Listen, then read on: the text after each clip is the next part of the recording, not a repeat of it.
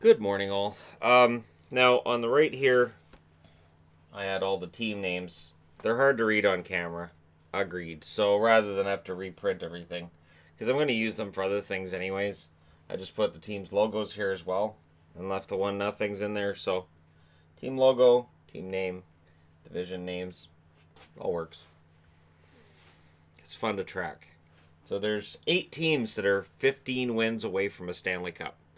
8 teams that believe they're one step closer. And 8 teams who think, well, we're 16 wins away, but we're not out of this yet, so don't count us out. And they'd be right. You don't win a series after game one. I'm not sure what the numbers are on winning game one last year and ending up winning the series, but it happens. First up, Columbus is in Tampa, and Columbus doesn't want history to repeat itself. That being said, if they can win game two tonight, that'd be great. Last year, of course, they won the first 2 games against Washington, and then the Capitals switched over to Holtby, and that changed everything. Tonight, they're trying to put an exclamation mark on their time in Tampa Bay with a victory again. And after what we saw in game one, it's not a question of whether or not Tampa can beat these guys. It's a question of whether or not the will is there for a full 60 minutes. It's a comment I made a lot during Tampa games this year, where I would after the game I'd do the review and I'd say, hey, Tampa only played one good period tonight, but they won. Tampa only played 1.5 good periods tonight, and they won. In the playoffs, you can't do that. And I thought, yeah, they know that. Maybe they know it now after losing game one. Now, when we look at game one stats, Duchesne was held without a point in that game. So he's the guy to watch tonight. Anderson had a goal and an assist. Bobrovsky emerged with an 897 save percentage and the victory. That save percentage, below 900, but it was much better after the first period as well. Kucherov, no points. Stamkos, I know. Stamkos, if Tampa were to get upset in the first round and Stamkos doesn't put up a whole lot of points, that's officially a reputation as a guy that chokes in the playoffs. Hedman, also pointless. And the funny thing is, and I'll go back to the Stamkos thing, it's not like these reputations are deserved. They just end up getting them. It's the same as I mentioned the whole coach killer thing last week that triggered a bunch of people. It's not that I'm saying it's there. It's that the media will say it's there. And the media gets that thing going. And for me with Stamkos, I don't see him as a guy who chokes in the playoffs at all. He just, if they fail to score if he fails to score in the first round where they get upset, or he only gets one goal, only gets a couple of points, it's gonna look that way. And Hedman without a point, of course, he was a -1. Stamkos was a -2. So while everybody was piling on to Hedman, I looked at Stamkos and I'm like, well, he was on the ice for more goals against than was Hedman. So Stamkos, yeah, we'll see how things work out tonight. Now, last year at this time, the Tampa Bay Lightning went up 2-0 in their series over New Jersey. I'm supposed to say New Jersey, not Columbus. See, this is why you don't make boards late at night before you go to bed, and you don't make up your boards while you're watching Netflix. You don't do that. That's a bad idea. Columbus, meanwhile, went up 2-0 on Washington, as I said. And, of course, famously, Washington comes back and wins 4 in a row and then goes on to win the Stanley Cup. So this is exactly Tampa's plan. Lose the first 2 and win the next 4. It's not, though. It's not a plan. Because if Columbus goes up 2-0 on Tampa, they will win the series. I would be very surprised if they could lose again where they were up 2-0 in a series a year later. I think their odds of closing it out much better this year than they were last year because of last year. Okay, moving along. Pittsburgh and the Islanders. So the Islanders are up 1-0 because in the Metro, the home teams won game 1. In the Atlantic, the road teams won game 1. And so for Pittsburgh, they're never out of it. That's not a thing. Right up until the final whistle in that last game where they're trailing, they are never out of it. Not a Penguins fan saying that, just a realist. That the Penguins are capable of coming back and winning these. And they did it last year. Last year they lost game 1 and then game 2. No. Um, After game one, Crosby held off the board. It is very difficult to hold Crosby off the board 2 games in a row. Murray with an 879 save percentage in that game. Oh, I didn't mention Vasilevsky had an 846 save percentage in that game. That's got to be improved. Eberle had a goal and an assist for the Islanders. So after an underwhelming season offensively for the Islanders during the regular season, Eberle turns it up in the playoffs, at least in game one. And he'll be trying to continue that tonight. Robin Leonard, 932 save percentage. Yeah, he's going to be the goalie again. The nice thing about the playoffs, I don't really have to get into who the starters are because for the most part, they're just going to stay the same. Barring injury or barring a disaster, goaltenders are going to stay the same. So it's Leonard's goal, I would think, until he loses a game. And even then, if he puts up a save percentage of, I would say, 9-10 or higher in a loss, they'll still keep him as their goaltender. Last season, Pittsburgh tied the series with Philadelphia at 1. Last year, the Islanders not in the playoffs. And I am sure that this is a very hungry team. And for Barry Trotz, he knows his team is 3 wins away from potentially playing against the Capitals in round 2. And while publicly a coach won't admit, well, yeah, it'd be great to knock out my former team. It would be great to knock out his former team. So that's probably part of what's driving him. And just the fact that, this team wasn't supposed to be here. This team was favored by both, media and by fans. We did a fan vote before the season started, and that fan vote had the Islanders at the bottom of the division. So, this was a team that wasn't supposed to be in there, and they're there, and they're playing with house money. And now that they've got that 1-0 series lead, assert themselves at home again. Maintain home ice advantage, and then go and try to win at least one of the 2 in Pittsburgh. They can come home with a 3-1 series lead. I'm still going to tell you Pittsburgh isn't out of it, because until Pittsburgh is done, until that final whistle, they're never out of it. Okay, moving along. Winnipeg. They're up against it. They're up against a team in St. Louis that's very strong, very motivated. A team in St. Louis that, much like the Islanders here, they're kind of playing with house money. They've come back. They proved themselves. They ended up being 3rd in the division, which is exactly where a lot of us picked them, just not the way it was expected to happen. Now, in game 1, Tarasenko, no points. O'Reilly, no points, and they win. This is a nightmare scenario for Winnipeg. You hold their top 2 scorers off the sheet, especially Tarasenko at a 30-goal season. It doesn't matter. Binnington with a 960 save percentage. They need to get more shots on Binnington. They need to interfere with his ability to play the puck. They need to interfere with Binnington a lot. This has to be, a series where they rattle the Blues. Because Wheeler, scoreless, Scheifele, scoreless. And the difference is they didn't get the goals. Hellebuck, 923 save percentage. He's out goaltended by the kid at the other end. This is a trend that Winnipeg needs to reverse tonight, or they're probably out.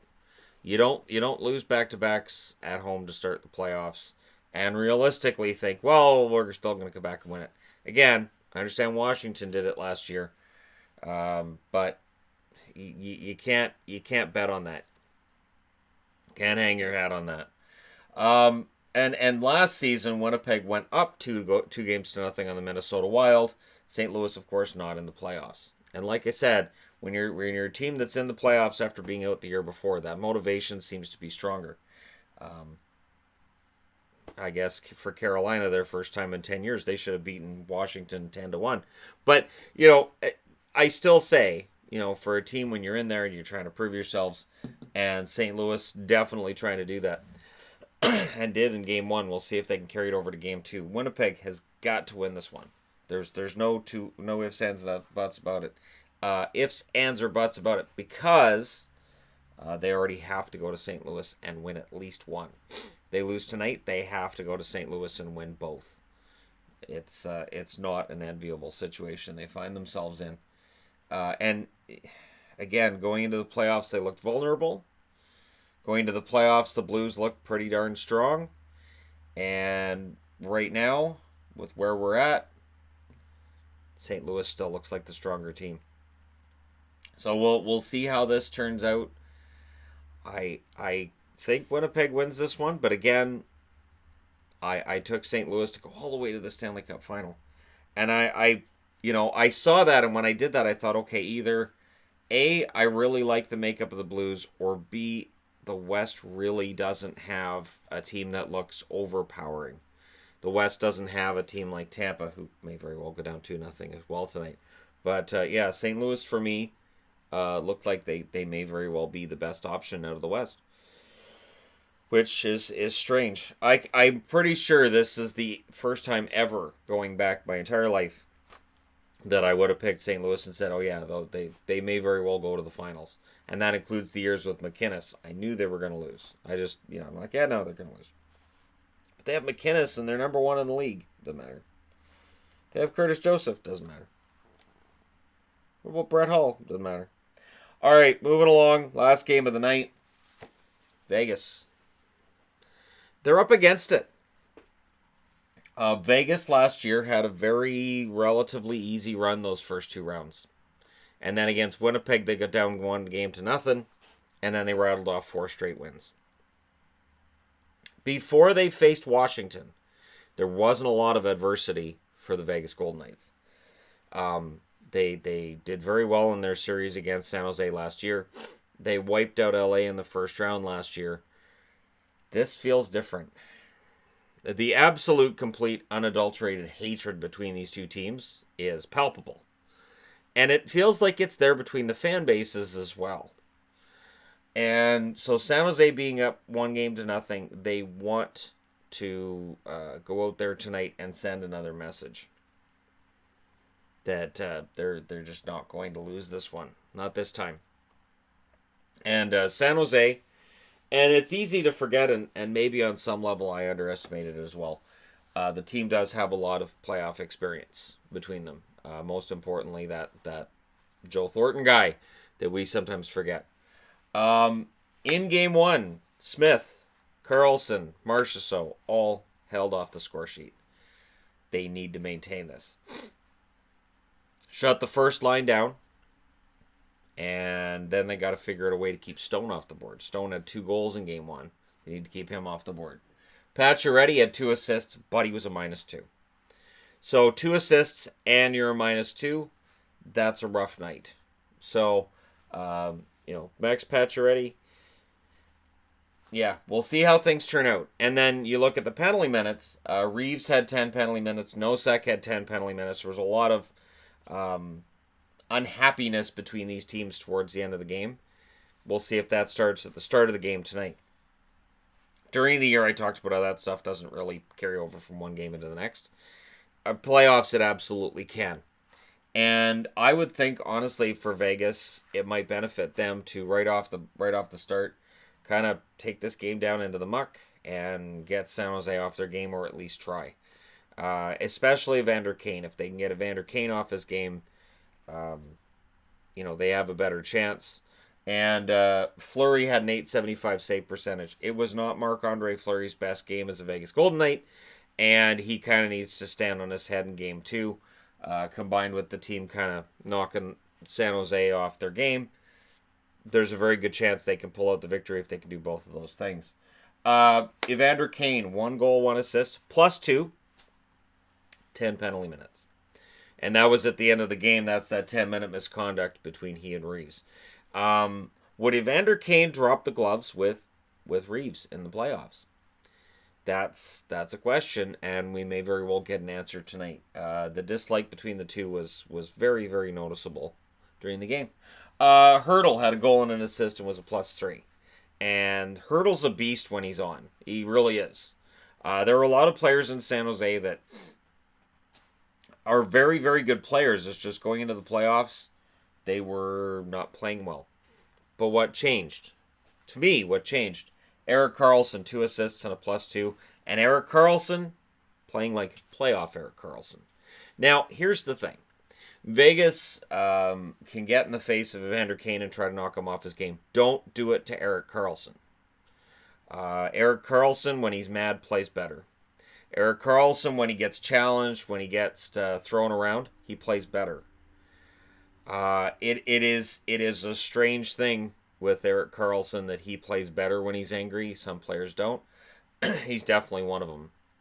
And they don't want to get him any more riled up than he was already in Game 1. Jones had an excellent Game 1, 923 save percentage. He needs to maintain that in Game 2. Make sure that Vegas has nothing, no kind of daylight. Because if Vegas starts getting confident, if they get an early goal, if Jones starts suffering some sort of a crisis of his confidence, then this game could turn in Vegas's favor pretty quick. Last season, Vegas went up 2-0 in their series against the LA Kings at this time of year, and San Jose went up 2-0 in their series against Anaheim.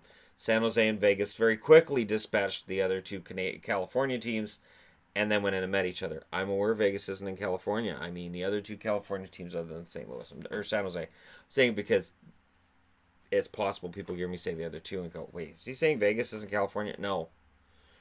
I clarify this because, yeah. Anyways, there you go. There's 4 very important games, very interesting games because it's playoffs. They're all important and they're all interesting. And we'll see if any of these teams can get up 2-0. So let me know which of these divisional matchups is going to end up being 1-1 after tonight, and which of them ends up being 2-0. Let me know your thoughts in the comment section below as always. Don't forget to hit like and subscribe if you're browsing your way through. You just happened upon this video. Thank you guys so much for watching. I'll talk to you again soon.